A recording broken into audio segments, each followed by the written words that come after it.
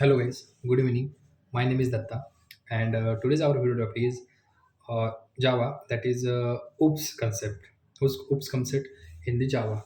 So in this topic, we will see the OOPS concept, that is stands for object oriented programming language. So as we know that Java is the object oriented programming language, but did we know about that? Why? What is the main purpose to implement that object oriented programming language? So basically, we have to first of all see why we need to use the object oriented programming language in our programming languages. So let us see first of all the history or the purpose of object oriented programming language.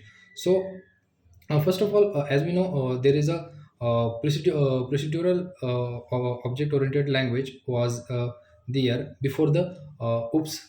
So what happened, actually what circumstances happened there, how actually we need to use this. So in that previous language, it means in previous language, uh, the developers who create the code in the procedural language. So in that language, uh, there is no any kind of the real world entity presents, means like as we know about that object oriented programming language is totally inspired, or what we can say, it's totally inspired and whole based on the real world entity, but in previous language it won't.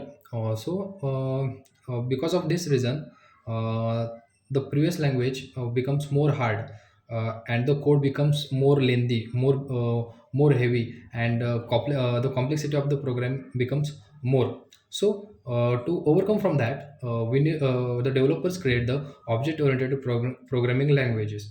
So basically, what is the object oriented programming language? Actually, it is inspired, or it is totally inspired from the real world entity. So with the reference of that, developers create the oops object oriented programming.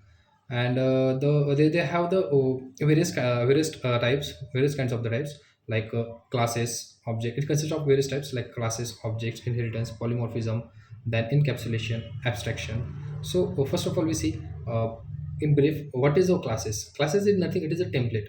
It is a template, and it is a logical entity. It doesn't acquire any kind of space in your memory.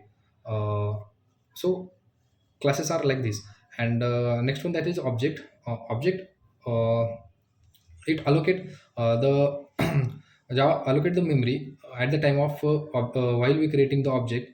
It allocate the memory, and object is nothing, it is a collection of the classes and the collection of the instance of the class. And it is a actually it is a using for the processing or not for the logic. So it total based on the processing, not on the logic, like classes. In inheritance, actually it provides the reusability of your code, source code. So you can use your source code multiple times and times. So you can have this thing due to the inheritance feature. Then next one, that is the polymorphism. So as we know that the poly means many and morphism means form.